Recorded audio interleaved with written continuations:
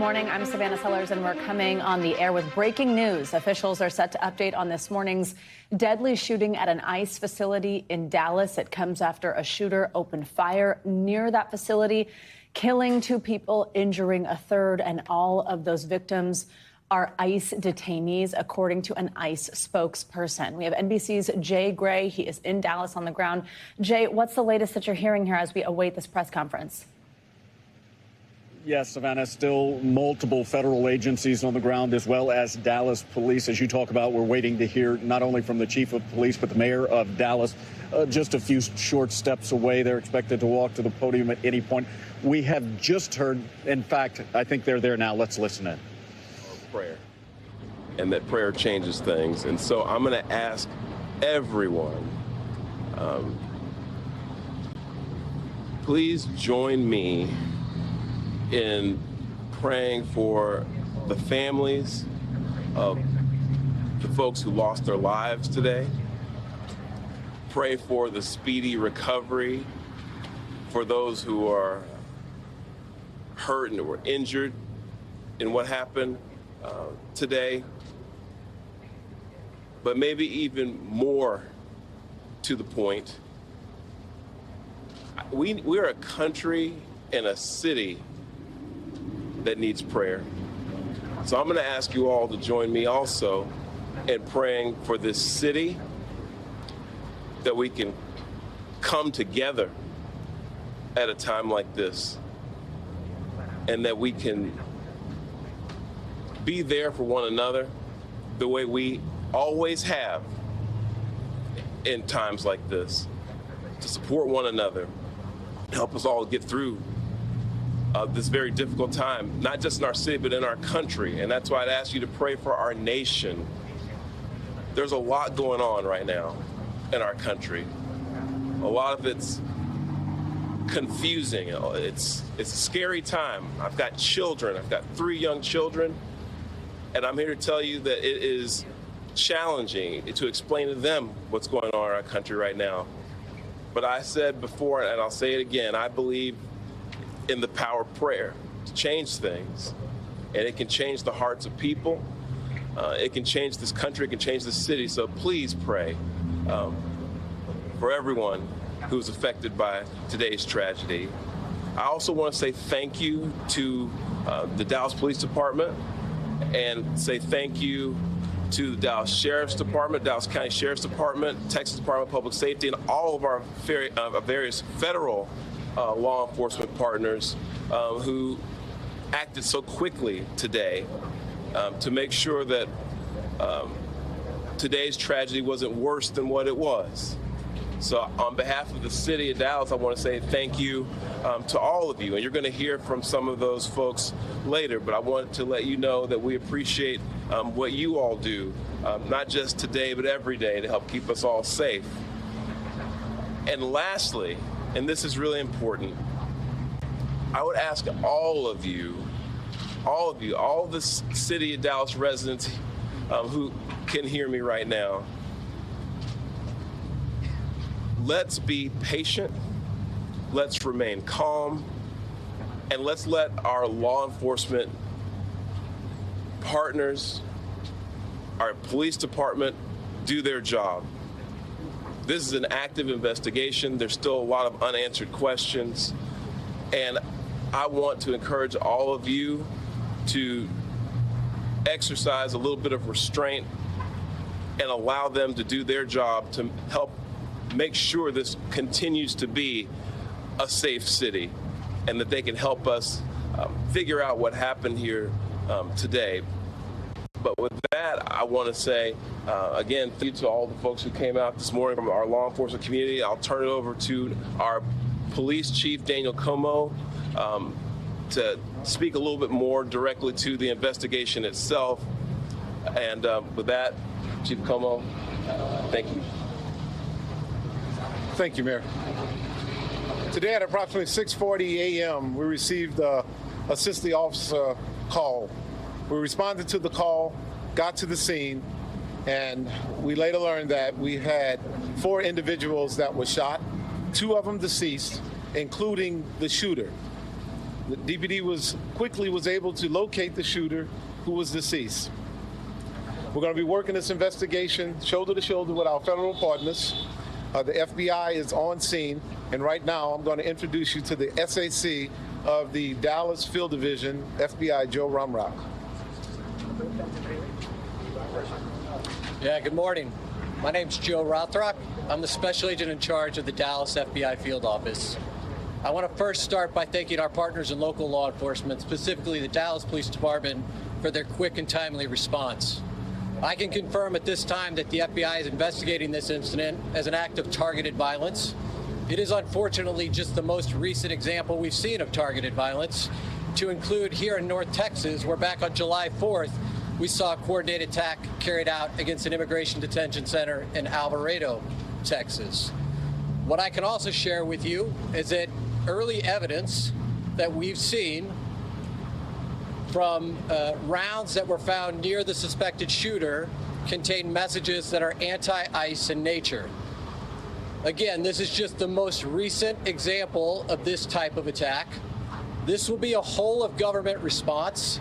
There will be no resource not utilized to bring all those individuals who are responsible to bring them to justice and to hold them accountable.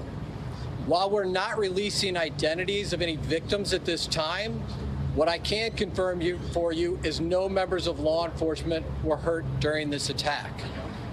If any member of the public has information that would help the FBI's investigation, I would ask that you please report that to 1-800-CALL-FBI.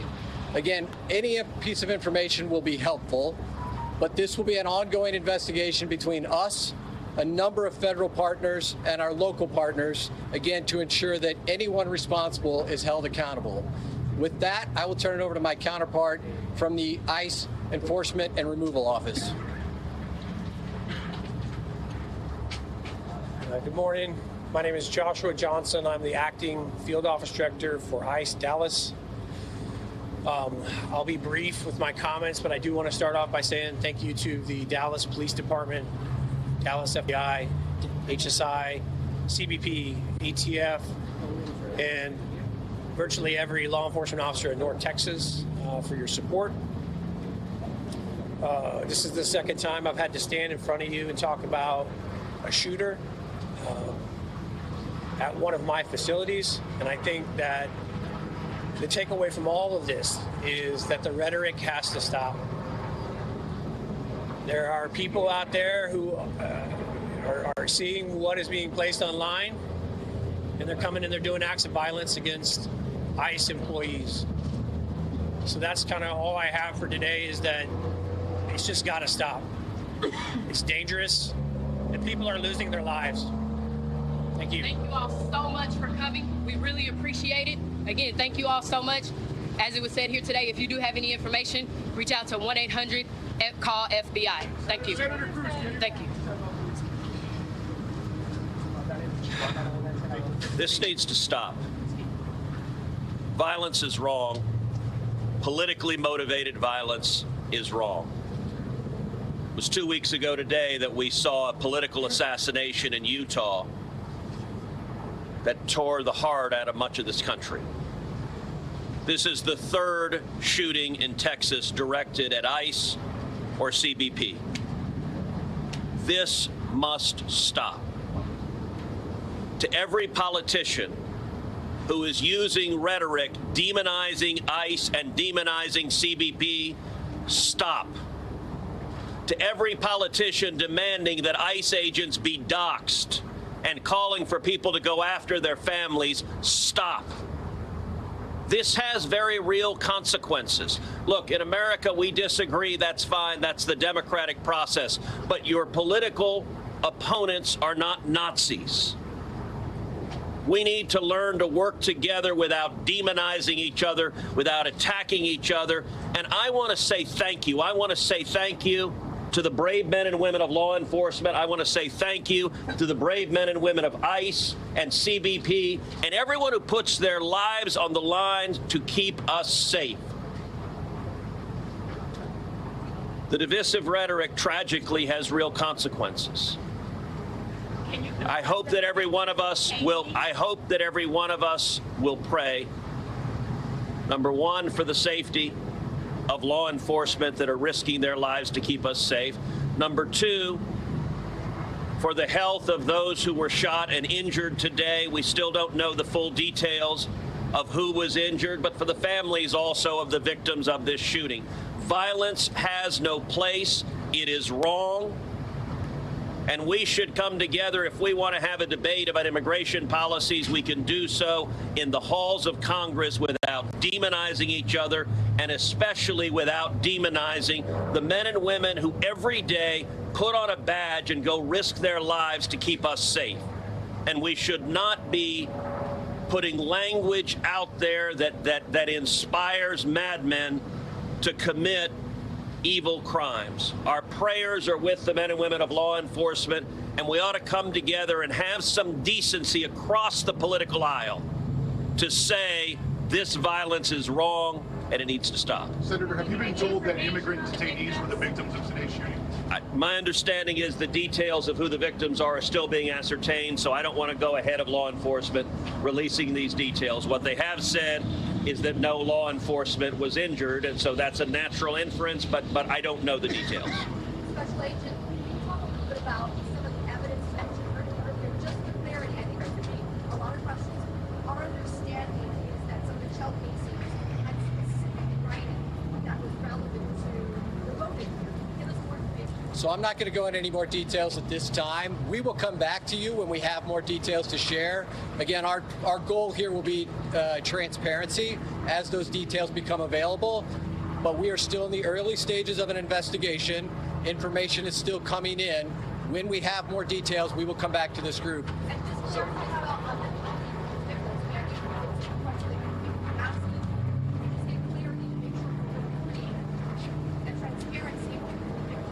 I'm not going to be identifying victims at this time. The only thing I will confirm at this time is no law enforcement was injured. Certainly you can respect law enforcement's need to make notifications.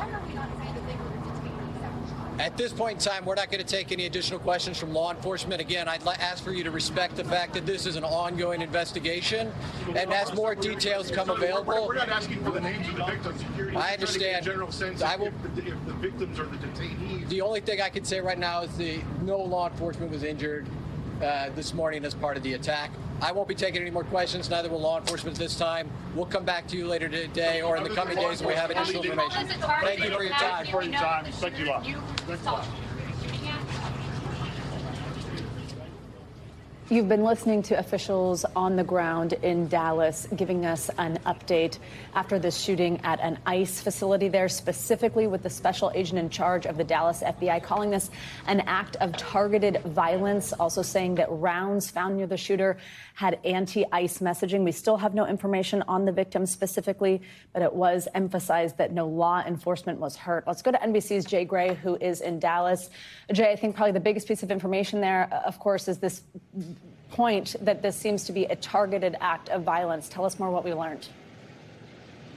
Yeah, no question. And that some of the ammo did have what's been described as anti-ICE memos and messages involved. We also got some clarity on what exactly the situation is with victims. 2 dead at the scene, one of those the shooter, and then another victim. We haven't had any clarity on who that victim may be and who the other 2 who were shot may be. We do know that they continue to investigate, as you just heard here, and will continue to investigate this. We're getting some information from those who were inside the facility right now. What I can tell you in talking to some of them is that there was chaos, that there was pandemonium inside. You've got families that have shown up here. It is a check-in station for many immigrants, and so it was a place where they were going through the routine day of appointments, and all of a sudden shots rang out, and they tell me that it was just chaos again inside that facility as well as outside.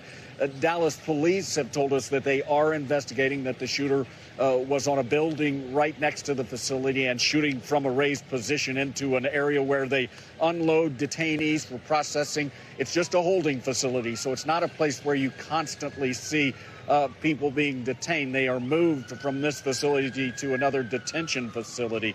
We also heard from the mayor talking about the shock and the need for prayer, not only for Dallas, but for this nation. And then a fiery response from Senator Ted Cruz, who walked in during this press briefing and stepped to the microphone talking about the need to tone down the rhetoric that we continue to hear on both sides, he said, of the aisle. But again, the keys to the investigation right now, Savannah, are the position of the gunman, which was on a building next door, we are told, where the shots ended up, and that was in a loading area, a sally port, they call it, where detainees are taken out of vehicles, moved through for processing, and then also trying to determine a motive in this case. They stopped short of saying that this was an attack on ICE, though, with the messages that were found on the ammo and other indications, they are going that way, clearly, from the press briefing. So that's what we've learned with regards to the investigation. This area is still locked down, still federal agents on the ground, as well as Dallas police, and will be, I'm sure, for quite some time. Jay Gray on the ground in Dallas for us. Thank you very much. Let's bring in NBC News senior Homeland Security correspondent Julia Ainsley. Julia, we learned there, as expected, this will be this joint investigation between federal and local law enforcement partners. And again, the big piece of information here being that this is being seen as a targeted act of violence, and that messaging on those rounds appearing to be anti-ICE there, according to the FBI agent in charge there for Dallas. Tell us what you're hearing, Julia, and how this is going to impact as the investigation shapes up.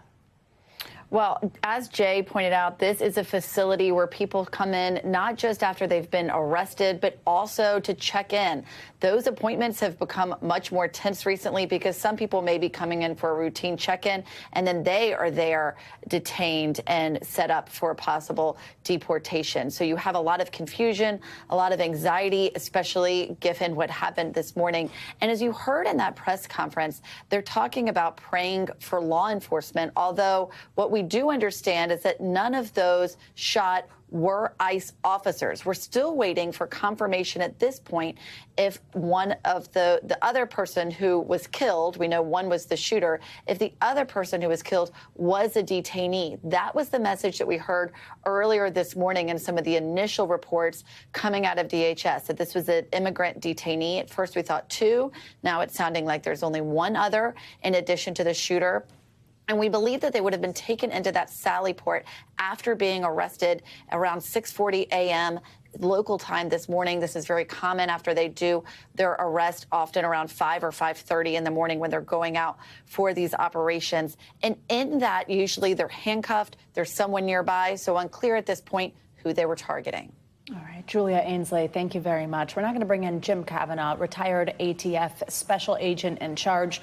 He's also an NBC News law enforcement analyst. Jim, I think for anybody who was just listening to that, to hear that there were these messages on bullets on these rounds, you think, not again. What do you make of that development? Well, you know, on its face, you take the evidence you have, it's the killer screaming his motive to all of us. Now, as a commander investigator on these, you always have a grain of salt that, you know, sometimes anything from the killer can be misdirection. You always have that in the back of your mind, but you have to deal with what the hard evidence is. And so the hard evidence is this guy wants to attack ICE. He obviously is on the building in darkness because they're early in the morning. This is occurring 6:40. He would have to already been up there on the top of the law office, which is, we don't know the distance away. And if he's wanting to shoot ICE, he winds up killing a detainee and wounding others, and then committing suicide, which underpins everything of the whole event. So I think you're going to find out the guy's suicidal. Likely his tactic was developed, you know, after watching these other shootings, the latest one with Mr. Kirk. So whether or not he called in the earlier bomb threat to this place remains to be seen. But he's screaming the motive at us from what he wrote on the bullet cartridges. Jim Kavanaugh, thank you very much for your expertise and analysis here. Again, this is after officials on the ground in Dallas updating on that shooting at an ICE facility just this morning. That will conclude our NBC News special report, but we will have more coverage ahead on our streaming network, NBC News Now, online at NBC.com and your local NBC station, as well as on Nightly News tonight. I'm Savannah Sellers. Thank you for watching.